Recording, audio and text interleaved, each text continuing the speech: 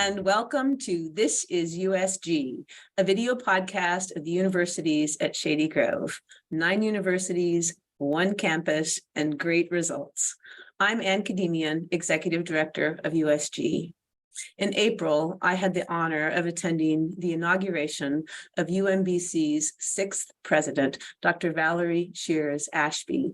The inauguration was both a formal ceremony of investiture, as well as a joyful celebration of a leader, her remarkable career, and her vision for the future of UMBC. Dr. Sheares Ashby's nearly 3-decade career in higher education has included academic leadership and faculty roles at Duke University and at the University of North Carolina at Chapel Hill, and faculty roles at Iowa State University. As a researcher and as a chemist, Dr. Sheares Ashby has focused on synthetic polymer chemistry with an emphasis on designing and synthesizing materials for biomedical applications such as X-ray contrast agents and drug delivery materials. She is the recipient of the National Science Foundation Career Development Award, the DuPont Young Faculty Award, and 3M Young Faculty Award, as well as numerous teaching awards. Her passion for teaching is ongoing, as she also has a dual role as a faculty member in UMBC's Department of Chemistry and Biochemistry. Dr. Sheares Ashby brings her outstanding leadership experience to this new role and a vision of inclusive excellence, which I hope we will be able to discuss more shortly. Dr. Sheares Ashby, Valerie, thank you so much for joining me today, and welcome to This is USG. Well, thank you so much. It's a pleasure to be here. Thank you so very much. It's great to have you here. I wonder if we could just start a little bit with your journey and how you came to the presidency. I've heard you reflect many times on the role of your parents as really important mentors in your own career journey, your life journey. And I know you've had many other influential people who have guided you or helped you make important decisions. I wonder if you could talk a little bit about that journey and what brings you to UMBC.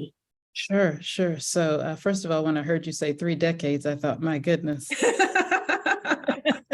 who is really 3 decades? Okay. So I started when I was 5. Okay. So what I always tell people is that I did not plan this. I don't think I planned much. And it does start with my parents, both of whom were educators. My dad was a math and science teacher, and my mother was an English teacher and loved theater. She taught theater and English. And I've known as long as I've known myself that I was a teacher. I love teaching with everything in me.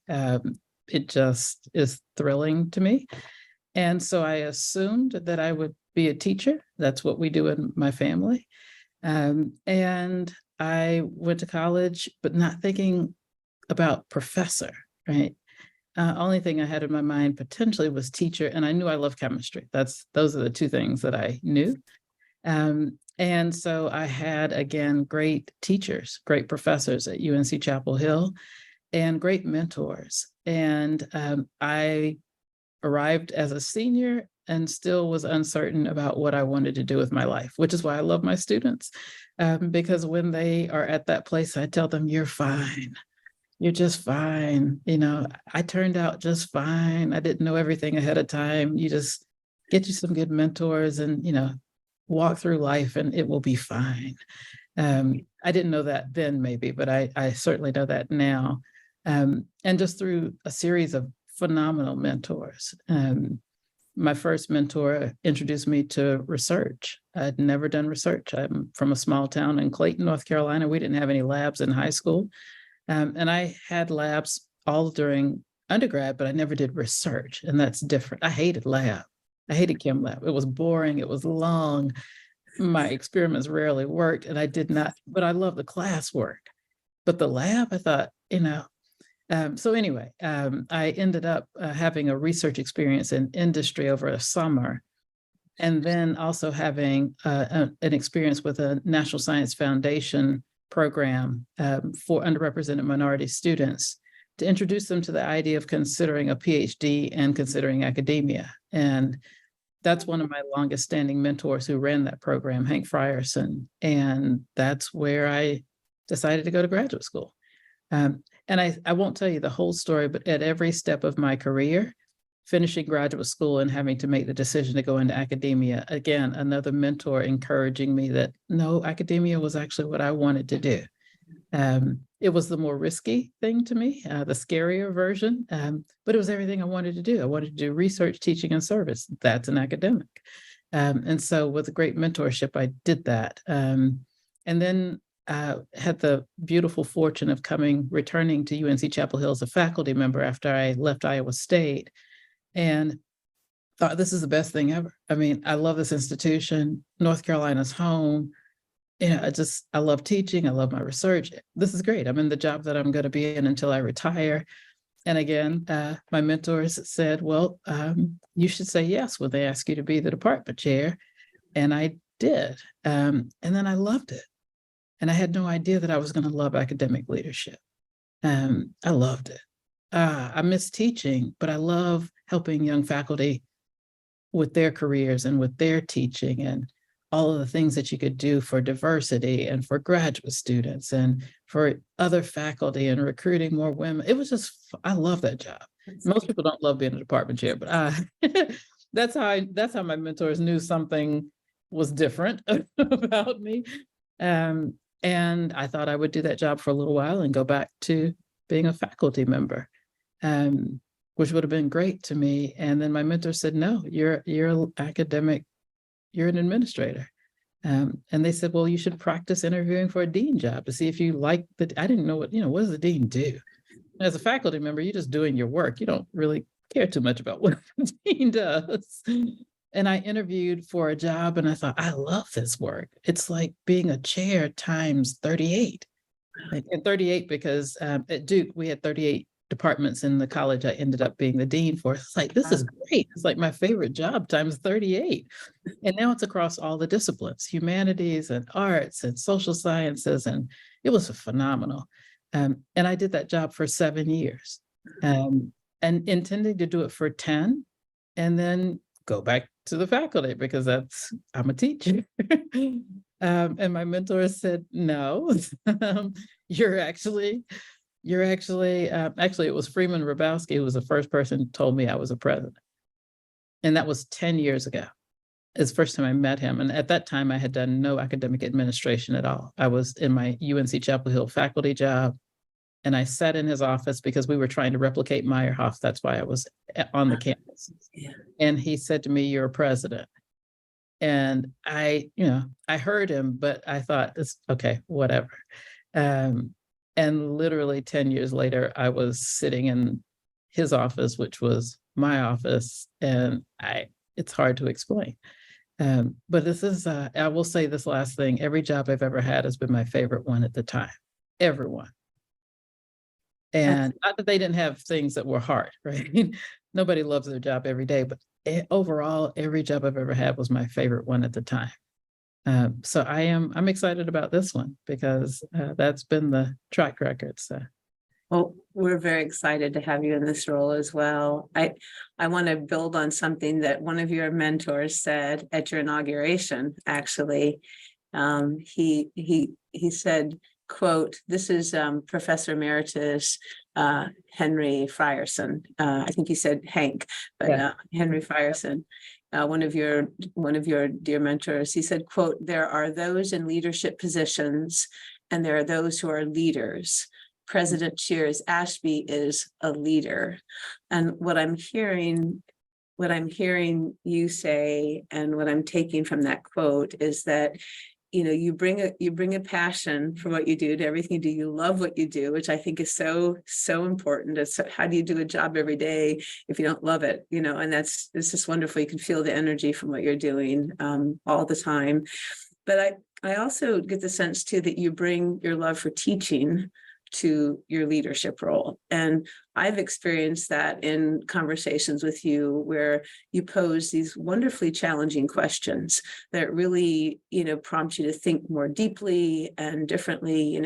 Don't answer a question with an answer it with another question that helps people learn and grow together. And so I'm hearing that a big part of your leadership philosophy is being a teacher as well. I wonder if you'd agree with that, or how do you relate your love for teaching with your love for the leadership roles you've had in higher education? Sure, no, I so appreciate that. My love for teaching, so I love chemistry. Okay, let's just be clear. I'm a chemistry nerd. I love chemistry. I love organic chemistry. I love math. I love things that you can quantify that make sense. I love putting the puzzle together, like all of that. It's beautiful. But what I love about teaching is not the material. What I love about teaching is empowering other people. So when a student goes from confusion to clarity, oh my God, there's nothing better to me, because it's, what it feels like when you don't understand material, right? It's a bad feeling. And when you can help a student see that they can solve a problem, not just you can solve it and they can replicate it, but they can actually figure out how to do what your brain did. Or maybe figure it out a different way, but that they can actually understand for themselves. That is the most beautiful feeling for me in the world. So when that light bulb comes on for someone else, it is phenomenal. Yeah. That to me may be what the tie is to leadership. Whether it's helping young faculty, which I love seeing them, grow into tenured faculty, or teaching faculty who are successful, or maybe it's still, thinking about the success of students. That's the job of leadership, right? So what is it that the university can do better? What's our part in student success so that they can be empowered? So it is the people part that I love. And you said you can't do a job that you don't love. I don't know how to lead people I don't love. Now, the same people I love is a big word, right? And it's bigger than like, right? I don't have to like what you did every day, but I have to love who you are and what your purpose is here, and what your intention is, and what you bring to the institution. I love faculty, staff, and students just as categories, right? Each one's so different at different institutions. But how I can serve to empower those people to do the beautiful work that they do, right? My job is to make their jobs easier. So if there's anything about teaching, is that empowerment piece. And then, I love students. I loving the people with whom I work is a really big part of that. Yeah, I so appreciate what you're saying about loving the people you work with. I think this is such an important part of what our world needs today, is, what higher education needs as part of building this wonderful culture of learning. And I wonder, I think that's deeply connected, this idea of loving the people you work with. I feel that deep connection to your term of inclusive excellence. Mm-hmm. And, I was reading one of your interviews, I think it was in Inside Higher Ed. And, you had said, I'm just going to quote you here, quote you to yourself. You said, how in the world are we going to deal with climate change and energy and privacy and democracy and truth and health disparities if there isn't a diverse group of thinkers and experiences at the table? And so really lifting up the importance of, you have to be incredibly inclusive. Everybody needs to have a place in order to tackle these problems. Could you talk more about inclusive excellence, what it means to you, how you've come to this idea over time as well, and what it means for UMBC and the future of UMBC? Sure. So I will tell you where it began for me, which is not maybe in the place where people would imagine. So one of my mentors, I've had a diverse group of mentors, I should say that. And one of my mentors, who was my PhD advisor, I always say, if you can find two people who physically are more different. It's the two of us, right? But it's also, if you go deeper than that, it's still there, right? So this is a white man, first generation college student. I am none of those things, right? He's from the North, what I call the North, Philadelphia. For North Carolinian, that's North. And we just have so many things that are different about our life paths that got us to this place where we were together, but our values were the same. And that person taught me that diversity was critical for his science to be creative. And that was mind-blowing to me. So people talk about diversity being wonderful, but he was actually saying, no, I need a diverse group of people at the table, not just thinkers, not just a mathematician, a biologist, a chemist, a physicist. He was saying the fact that I'm from small town Clayton, North Carolina, and was raised by those two people I just told you about, and he is from where he is and was raised by his parents, we solve problems differently, right? We see the world differently. Yeah. And that matters even in chemistry, right? So it was mind-blowing to hear that, oh, wait, he's talking about who I am matters, the diversity of who's at the table, not just the disciplines at the table. That's the first time I really processed, oh, if I don't have a diverse group of thinkers, diverse group of people thinking about whatever the problem is, we cannot come to the most creative solutions. And he's proven that in his entire career and been incredibly successful.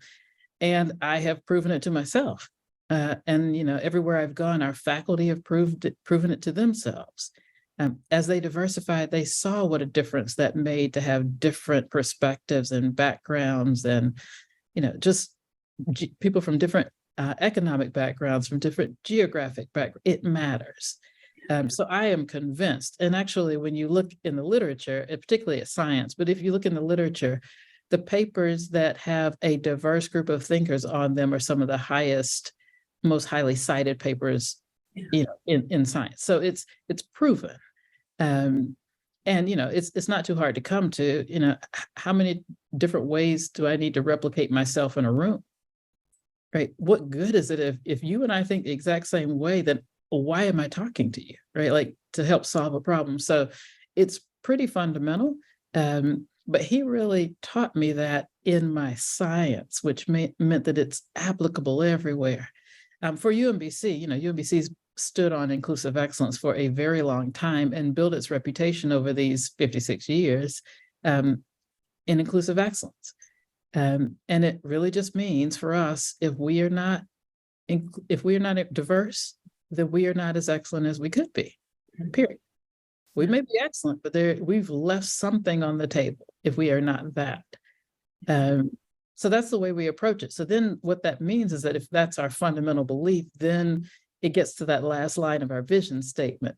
We will welcome and inspire inquisitive minds from all backgrounds. That's why, right? Why we welcome and inspire inquisitive minds from all backgrounds is because we can't be excellent in our research and our teaching and our service if we don't do that. Yeah. So it's just fundamental, but not trivial. Yeah. I'm really interested in the culture that you are building and building on and building, both in, kind of institutionally, but also, with your immediate team. I think what I'm hearing from you is that so much of the culture is going to emanate from that teaching experience, from that interaction of, a professor and a student and a professor and a dean. And, there's so much to those personal interactions, to that sense of commitment to each other. Could you talk a little about how you view culture building? How do you build a culture of inclusive excellence, or build on a culture of inclusive excellence? What do you see as fundamental in that effort of building a strong culture? Yeah, no, this is a great question. I mean, culture building and culture change is the work, right? Wherever you are, right? It was the work for me at UNC. It was the work for me at Duke. It's the work here. And it doesn't mean that the culture needs to be changed because it was bad, right? It just means that the culture needs to change because we're going forward, Yeah. And so what's beautiful about UMBC and what drew me here is that it already had a culture of inclusive excellence. This is in the water around here. It is a beautiful thing. And it's directly connected to what you were speaking of, is that the relationships. Like our students are engaged with our faculty, and our staff. There are real interactions, real engagement, real mentorship, real care about student success and progress and what their dreams and visions are. And it's high touch. Yeah. It is very high touch. It's relationship based. We are never going to deviate from that. That's who we are. That's just who we are. And I think students feel it when they come on campus. What's really cool about that, and I'll talk a little bit about how you build a culture in a moment, but what's really neat about that is that our students are so engaged with each other. So you can have diversity on a campus and still have silos of diversity where all of this type of student, they hang out together and these students hang out together. But when you walk across our campus, it is stunning. I'll sometimes walk up to a group of students who are studying together and I'll say, now, how do you all know each other? And they're from, 4 different places in the country or in the world, and they speak different languages, and they met in some class, and they actually engage and form friendships across cultures and ethnicities and race. That's the beautiful thing here. It's actually engagement. It's relationship based. And our students do it too, which is so wonderful. So that is the culture on which we get to build. For us, the culture change and building is not about changing our values or our core. It is about now, as an institution, relatively young still, right? 56 is young for a university. Definitely. The question now for us is, we were a startup for a while, right? But now we are an R1 research university that still values student success in teaching. The question for us is, how are we going to do that version and still remain true to inclusive excellence, right? Because now you're talking about, sorry if you can hear sirens, excellence in research, diversity in research, diversifying our faculty, diversifying our graduate students. Those are the hardest places to do diversity. Yeah. But they're really critical because of what you mentioned before. These are the researchers who are going to tackle those intransigent problems in the world, and we need diverse teams. So that's the next version of our culture growth. Even I wouldn't even say it's change. It's the next steps for us to those are the next steps for us to take. And the way you do it is every day, all day, consistently, every day, in every decision, right? Every opportunity, you take it. Every search, you take the opportunity, right? You just don't do business as usual because you'll get what you've always gotten. You actually have to be consciously thinking at every decision, now, how are we going to get to that next goal? Or in every interaction. How are we going to do that better the next time? It's just a consistent drumbeat. And eventually, you're not the one just beating the drum. And by the way, there's several people beating the drum. It's not just me and the leaders. There are people across campus, but you'll get to a place where it becomes just who we are again at this different level. So it's just consistent attention to it. It's pretty amazing. It takes a moment to build culture, but it takes a little while to build culture, but it takes a second to destroy it. Yes. You have to attend to it on a regular basis. Yeah. It doesn't stay in place naturally. It needs constant. It's like clay, you've got to keep working it and keeping it in shape. So I love it. It's beautiful. I want to talk with you more about just in general the climate across the United States about diversity, equity, and inclusion. And with inclusive excellence and so much of your work, you've been a leader in promoting diversity and building diverse cultures. And we're facing this really difficult time now where politically diversity, equity, and inclusion is under attack. And I wonder, how does that climate, that that political messaging, how does that impact the work you're doing? Does do you feel the threat of it? Does it embolden you? How is UMBC and you as a leader taking on that challenge right now? Yeah, that's a great question. So first, let me just say what a gift it is to be in the state of Maryland. Yes. That's just a gift. To have, political leadership. And by the way, I just want to say this out loud. We have it in our present governor. We actually had it in our previous governor, right? So I just say that because we've changed from a Republican governor to a Democratic governor, and yet we still had support for higher education and diversity in that governor, right? So the state is somehow wise and committed. And we have it in our chancellor for the system, as you know. He has just recently restated our commitment to excellence through diversity. That has not changed. And, for UMBC, it's how we've built this extraordinary group of students who are our alums and our present students. They are just brilliant. They're just smart. We just go for excellence, right? We have never had race-based admissions. We've just had excellence, right? But I know that that's not the case for every institution. But in this state, we have support, and we will continue to do our work the way that we do it. We are looking for excellence through diversity, not just diversity, but excellence through diversity. So that's the stance that we have had. That is the stance that we will continue to have. What I believe is that Maryland is going to be a really important state in the national debate, because we actually can say what we feel without worrying about repercussions, right? So for our states and our colleagues and other institutions who believe in excellence through diversity, but cannot necessarily articulate it safely, and maybe can't fight for it the same ways that we can, it now becomes critical for those of us who have the ability to talk about this, to do it, to really articulate for the people who cannot, maybe cannot without some price to pay that is too high.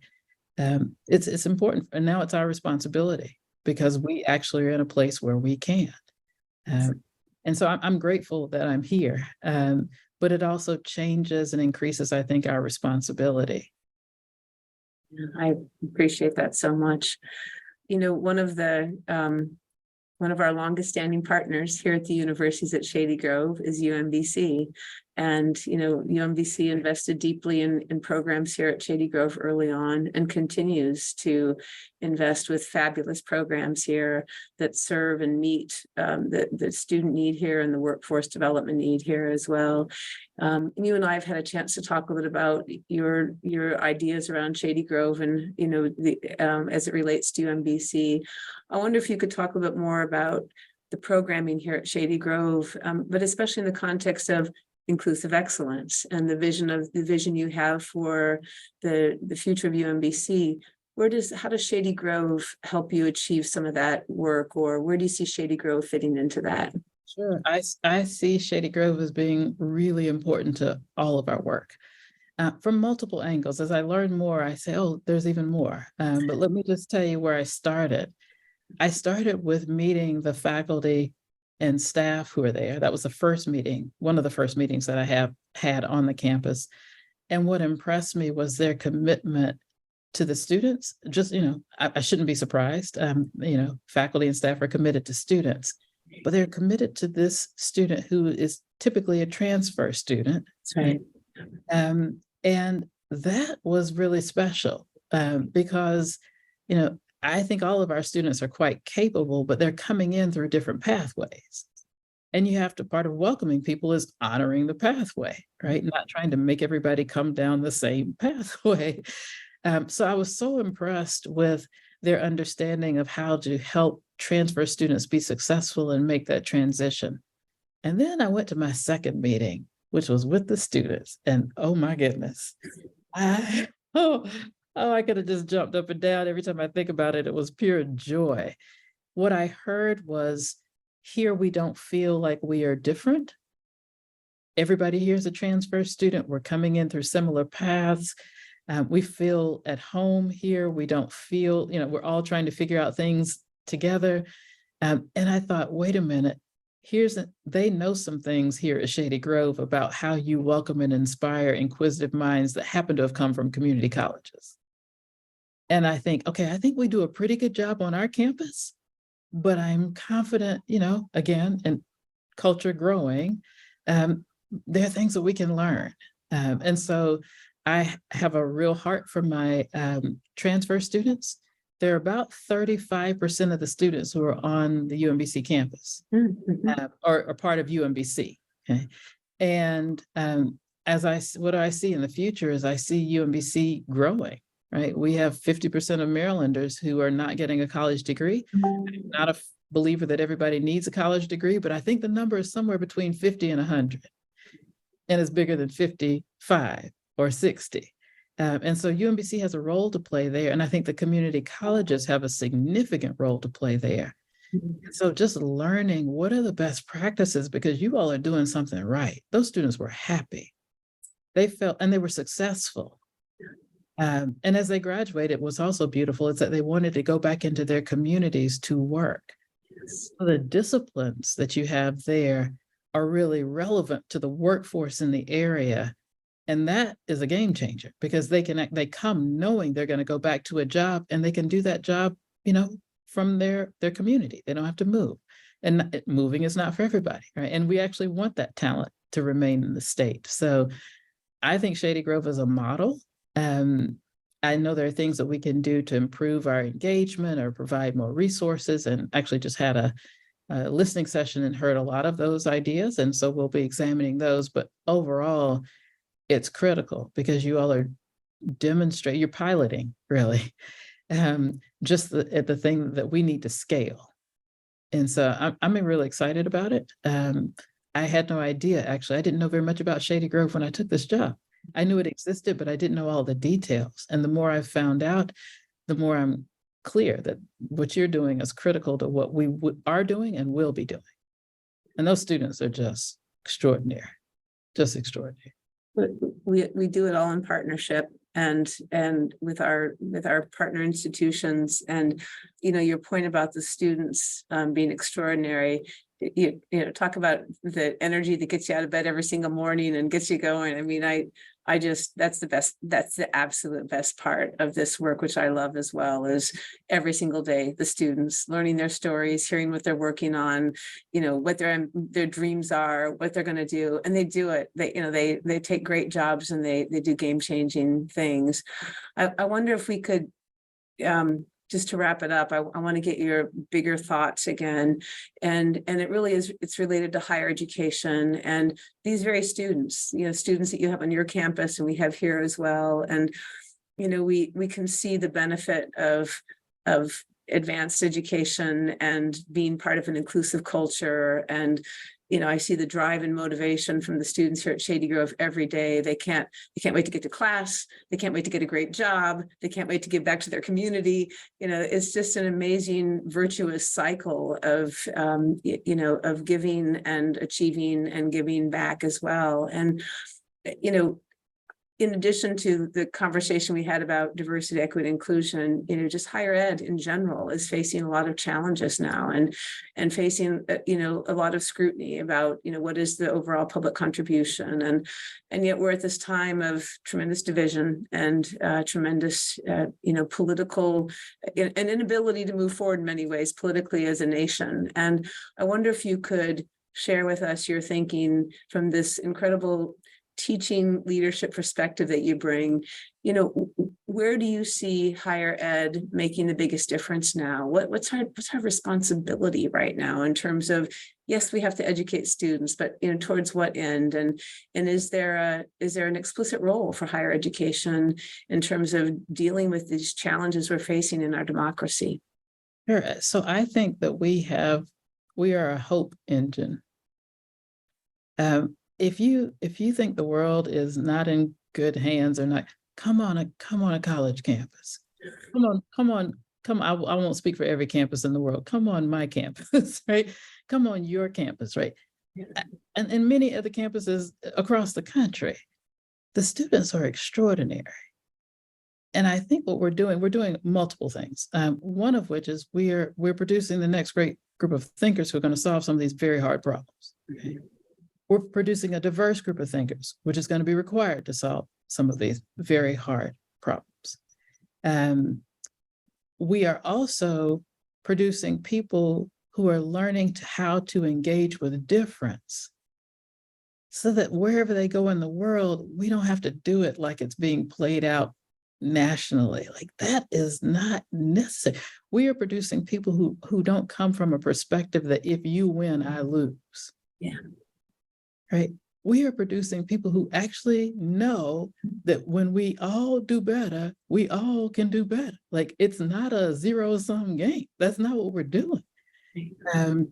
And they know that, and they believe that. And the more that they engage with a diverse group of people and different topics across multiple disciplines, the more equipped they are to be great citizens. So they're going to solve some of the world's most challenging problems, that's for sure. But they're going to make our society better. These students, they want to be in service, especially to those who have less privilege than they do. And it's interesting to use the word privilege on our campuses, because we know, like, we don't come from a, kind of elite, not meaning educationally elite, but, economically kind of elite, wealthy. That's not what our students are, right? Which is why I think we make a big difference, because we are a game changer. But our students, are the community, and they really want to give back to those who might not have had the same opportunities that they have had. They think about equity in everything.